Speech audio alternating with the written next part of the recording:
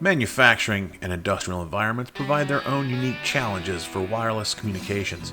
Harsh conditions, both indoors and out, create a daunting task for engineers to work through. This is where we come to discuss those challenges, share ideas, and help one another out. My name is Scott McNeil, and welcome to the Industrial Wi-Fi Shop.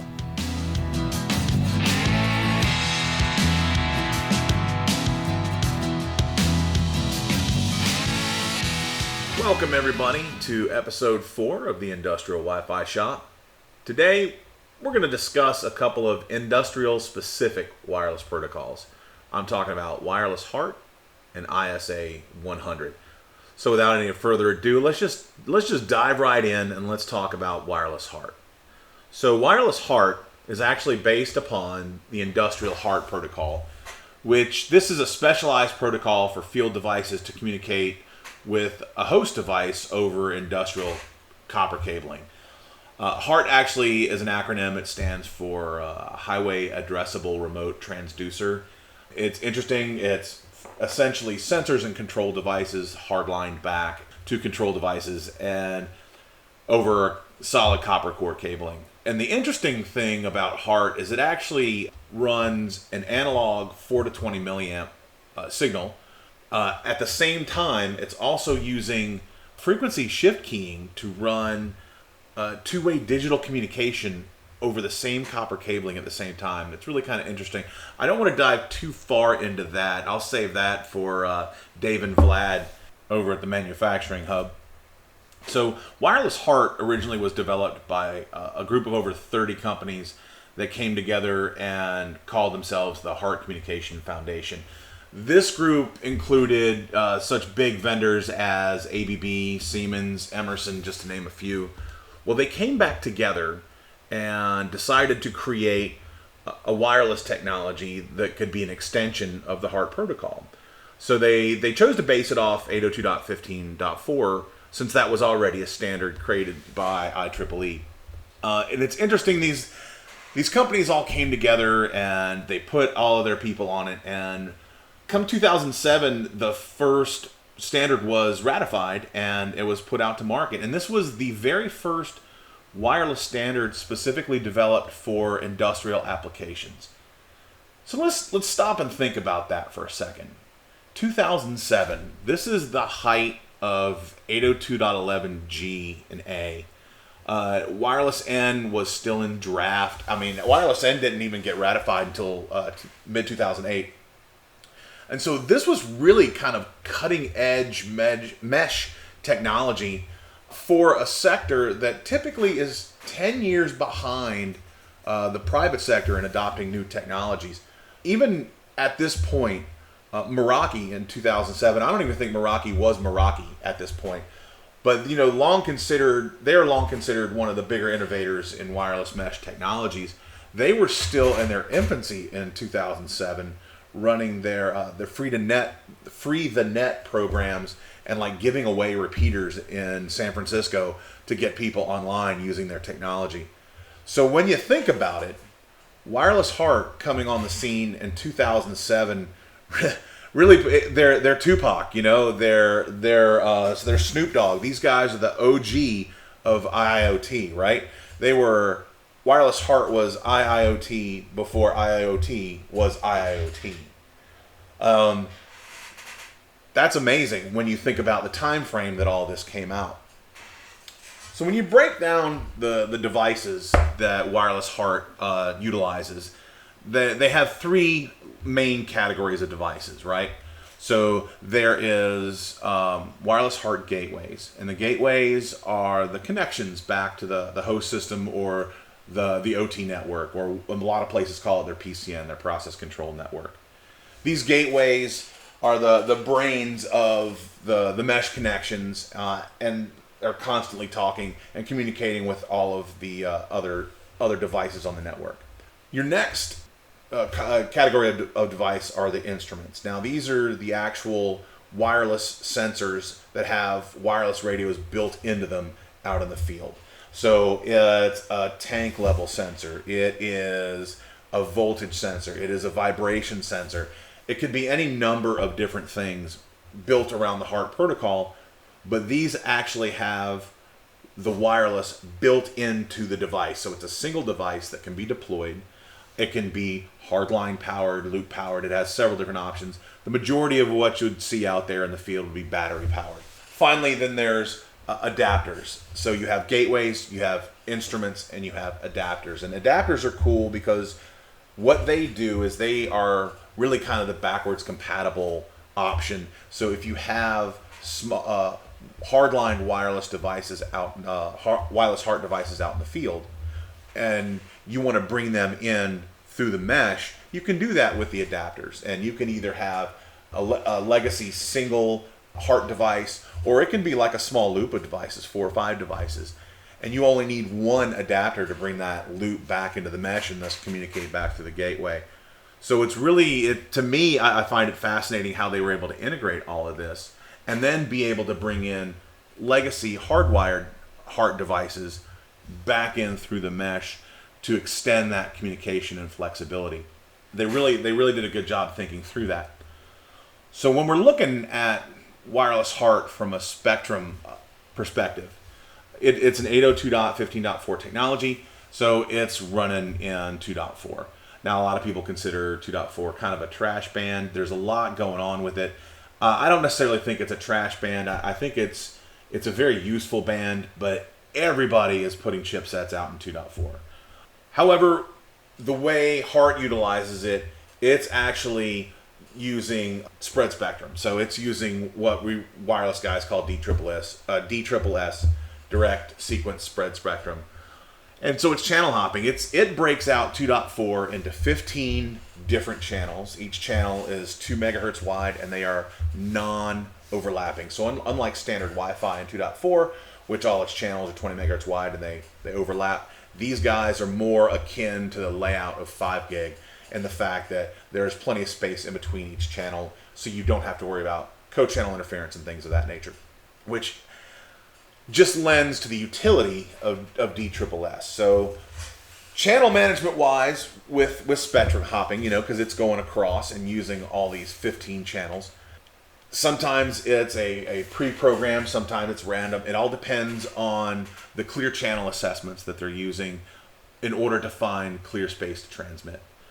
And that's in addition to channel blacklisting, which is another management technique that it uses, so that if it sees interference in one channel or high usage in one channel, it just blacklists it and takes it out of the hopping structure. So we've got these radios hopping across the spectrum, doing clear channel assessments to determine whether or not there's traffic going on. It's got the ability to blacklist channels to keep them out of the rotation. And on top of all this, it also keeps transmission times very, very short, approximately 10 milliseconds. This is, again, an 802.15.4 standard, so its transmission power is very, very low. It's 10 milliwatts, and if I remember correctly, that just straight up equals 10 dBm rather. And its max throughput is 250K. So these are low-powered, low-throughput transmissions. When we're talking about transmission management, wireless HART uses TDMA, or for those non-wireless dudes, that's time division multiple access, and that's how it manages the spectrum use over time. Every transmission takes place in about, I don't know, 10 milliseconds, and they call that a time slot. And it'll use that time slot on a channel and then rotate to another channel and use another time slot. And that's how it coordinates all its traffic. And then if there's no communication needed, then device goes into a sleep mode, which that is key for battery life on the field devices that obviously run on batteries. So if they don't have a need, if they're not requesting a transmission, they just close down for X amount of cycles and then they listen up again. And that just helps conserve battery life over time. The topologies that HART runs in is a full self-organizing, self-healing mesh. So, being the whole point of the technology was for redundancy and survivability and reliability. They really packed a lot of intelligence into each one of these devices. So whether the device is a gateway, an instrument, or an adapter, Each one of these devices can discover its neighbors. It can measure the relative RF strength of the transmissions coming in from around it. Each of these devices can acquire the sync and frequency hopping information from the gateways from its neighbors. And then as needed, based upon the commands from those gateways, it can form and break links however it needs to do so in order to ensure the survival of the overall data transmission. It's really fascinating how they even created this from the get-go. I don't know, it's magic. Then we want to look at it from a security aspect. So how secure is WirelessHART in general, right? Well, as per 802.15.4, thou shalt have 128-bit AES encryption. That's part of the standard. In order to meet that standard, that has to be built in. And with WirelessHART, that is indeed part of the situation. So you can just configure that right off the bat, and you've got a strong encryption rate and a strong encryption algorithm. On top of that, WirelessHART uses special authentication for message validation using a 32-bit message integrity coding key, which really that right there prevents a lot of the different attack vectors.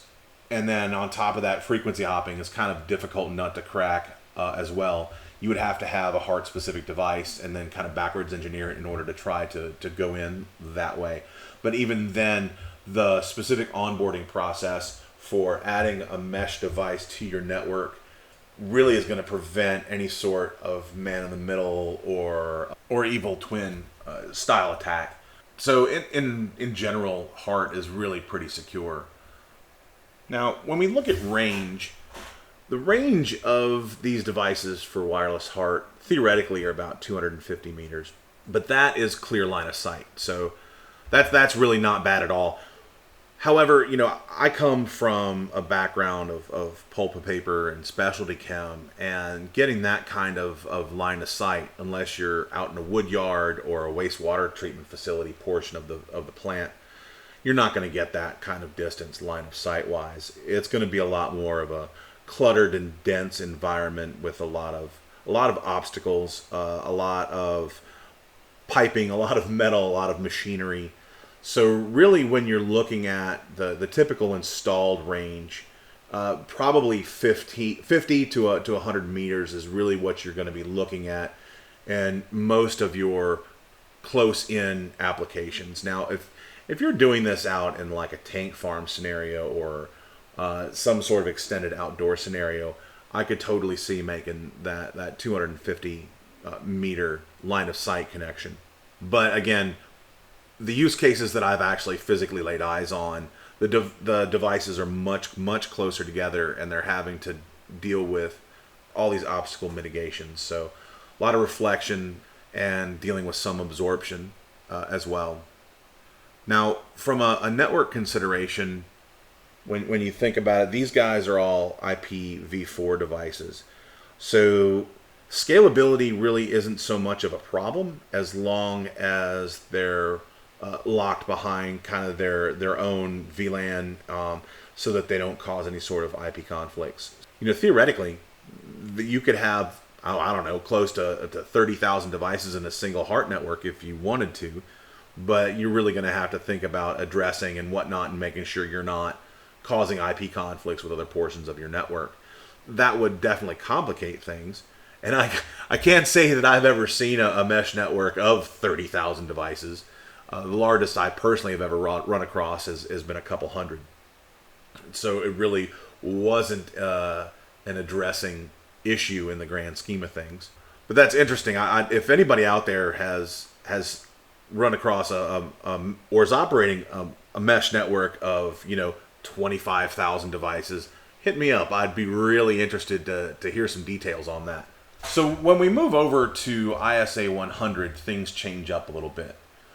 ISA is that's the International Society of Automation. They got together roughly the same time as when WirelessHART was coming out, but the difference here is they were looking for more of a standard that would work across multiple different industrial protocols. So they were trying to develop a more generic approach that would be able to be utilized by more than just people who have deployed the HART protocol within their plant.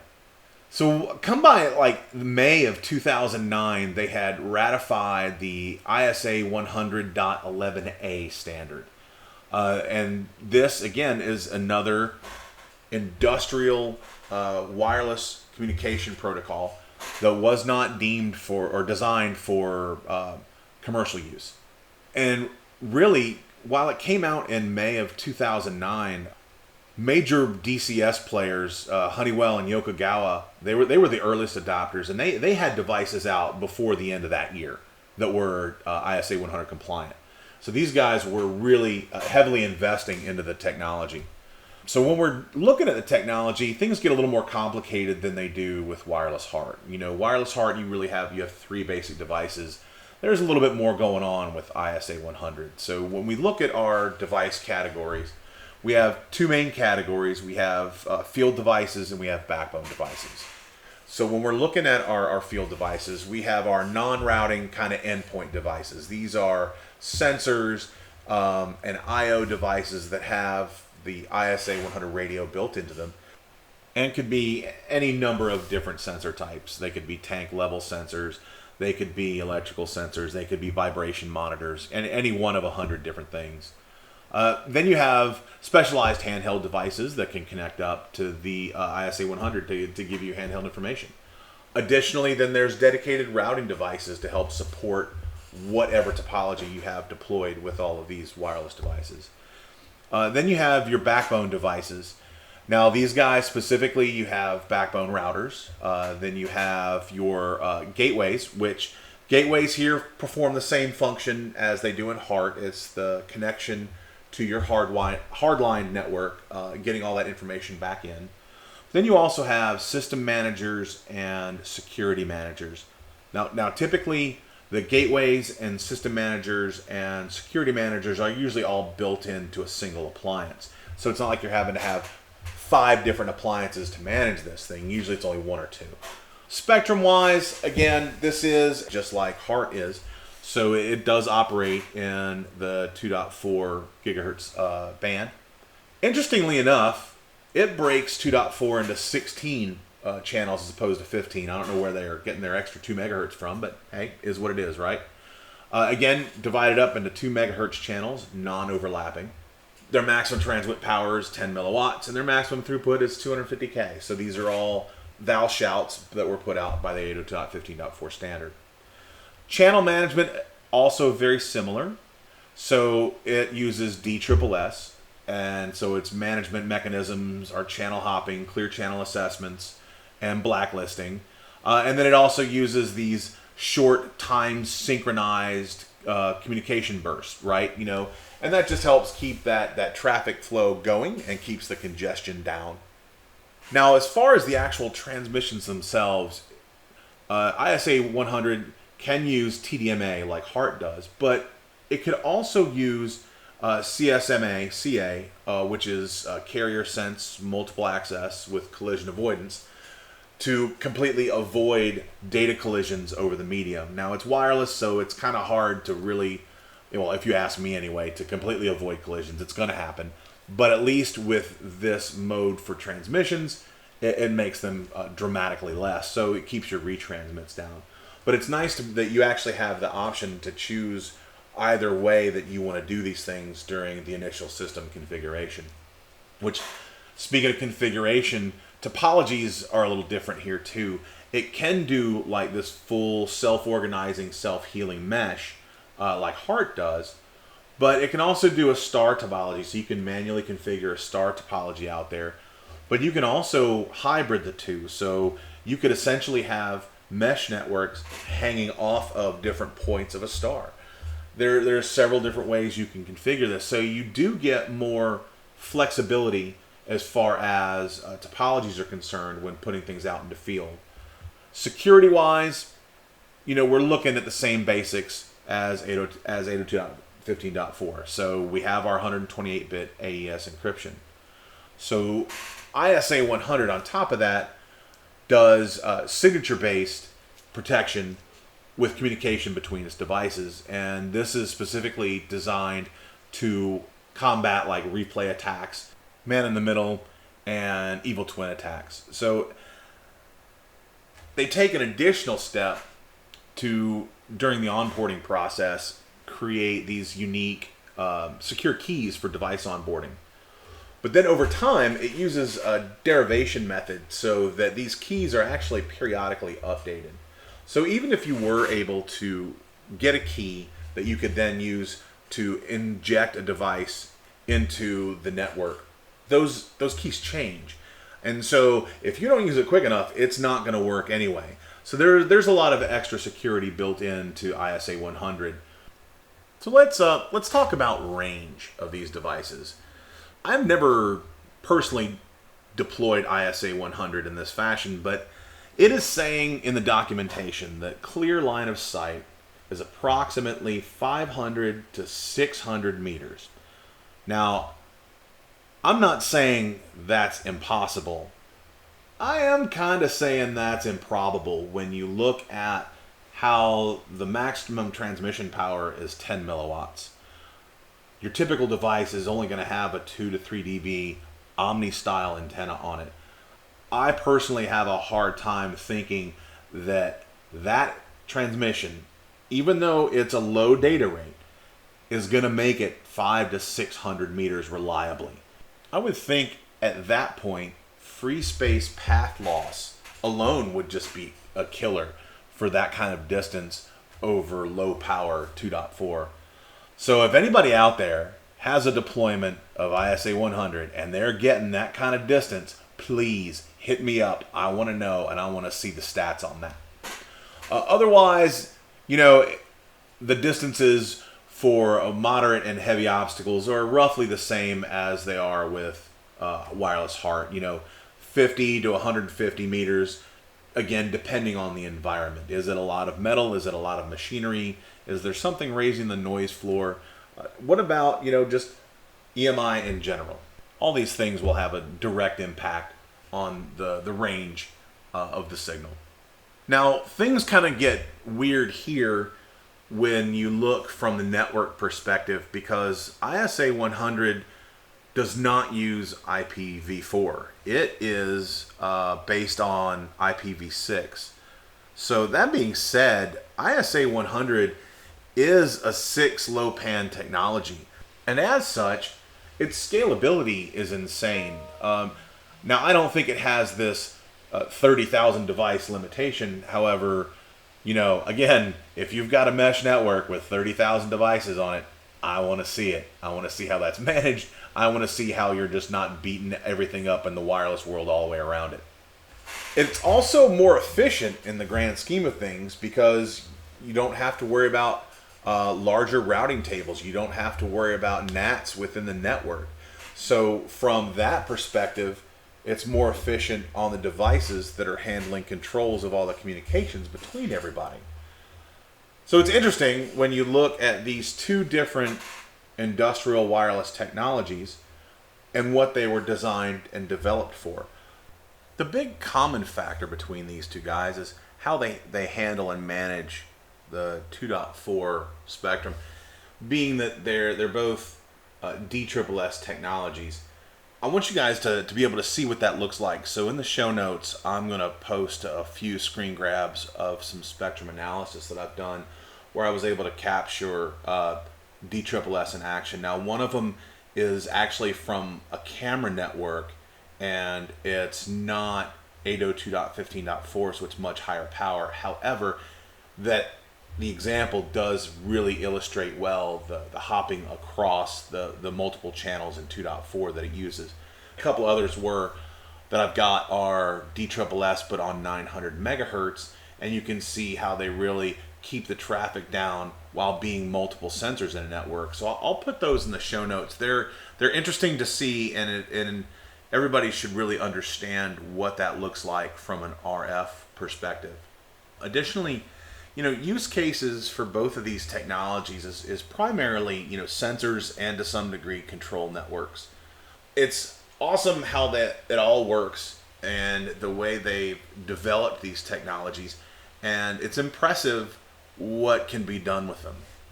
However, as with any wireless deployment, you want to make sure that before you deploy one of these technologies, that you assess where it's going to go. You need to understand if there's pre-existing wireless. You need to understand the RF landscape. You need to understand if there's any EMI RFI going on. These are things you need to know because they will affect the quality of the deployment itself. And finally, there's a lot of resources out there that get pretty deep into both of these protocols, and I'm going to link some of the primary things back down in the show notes.